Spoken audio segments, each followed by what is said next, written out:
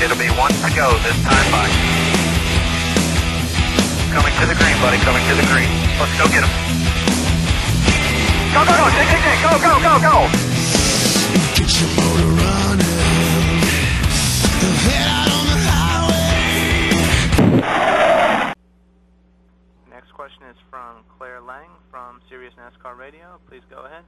Yeah, Ryan, I wanted to ask you about sponsorship and, you know, your car not fully being sponsored. Do you worry about that? Do you think about that? And your thoughts on where you're at with that? Is this Claire Lang, formerly of XM Satellite Radio, now with Sirius? Yes, sir. Oh, you're not the only one to jump ship over the off-season, huh? Yeah, well, let's see how we each do, okay? I hear you. What was your question? I forget. About sponsorship and whether you worry or not about being partially sponsored, whether you can do much, you know, to help further that along in the situation. Well, I'm really excited about what the U.S. Army has done to jump on board and be a sponsor for our number 39 Chevrolet, and I know that the people at Stewart-Haas Racing are continually working on the additional sponsorship to fulfill all 37 races.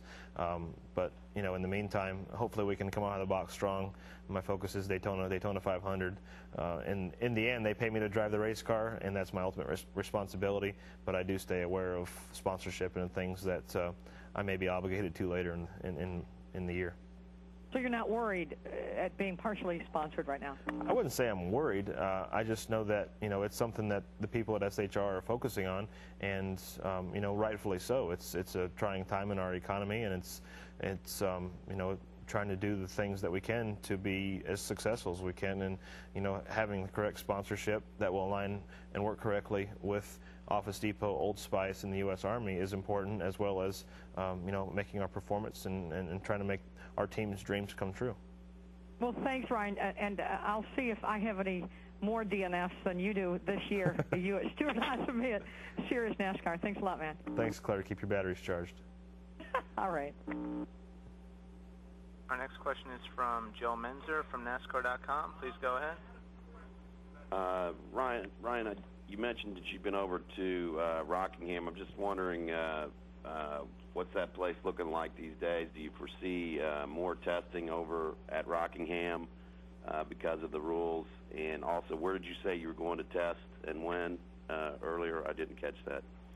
Yeah, Rockingham's still a good place to test. It's a great racetrack. I really enjoyed the driving right around there. It was a lot of fun. Really more so racing than driving. The tires fall off so fast that as you test as a driver, it's kind of frustrating. But when you're racing somebody, it's kind of like being at the local go-kart track when they throw the water or the powder down. It's kind of slick. Tomorrow, actually, we're testing in New Smyrna, Florida, both the 14 and the 39. So really look forward to that as well. Just to follow up on that, did you get a look at, I know Jimmy Johnson talked about them building the short track that's supposed to simulate Martinsville over there at Rockingham. Did you get on that too, or what was that like? I have not tested that. I went over and looked at it. They call it Little Rock because it's at Rockingham, but I think Andy Hillenberg's done a great job to try to help resurrect what was a great racetrack for the fans to be able to come back and enjoy racing. He's done some great things there. Thanks. Yep. And our final question is from Kerry Murphy from the Final Lap. Please go ahead.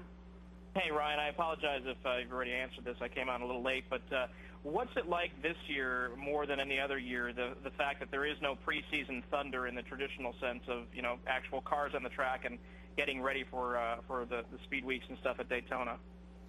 Realistically, it's 3 days off that could have and should have been off, in my opinion. I never thought that we needed to test. Sure, it's nice.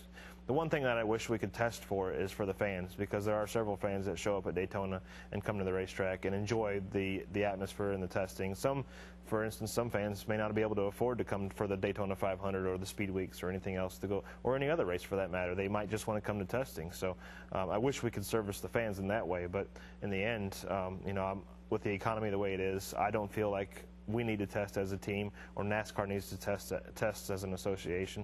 So you know, it's all good with me. We just get a couple more days off that they find something else for us to do. All right, thank you. Thank you. Herb, I'll turn it back over to you. All right, thank you. And first of all, thanks to the media for joining us today. Good turnout. Ryan Newman, defending Daytona 500 champion. Thank you and best of luck, and we'll see you soon. All right, Herb, thank you. All right, once again to the media, as always, we truly appreciate the coverage. Thank you. This does conclude today's teleconference. We thank you all for your participation. You may disconnect your lines at this time, and have a great day. Ooh, that was close. I almost pushed the table right into that monitor.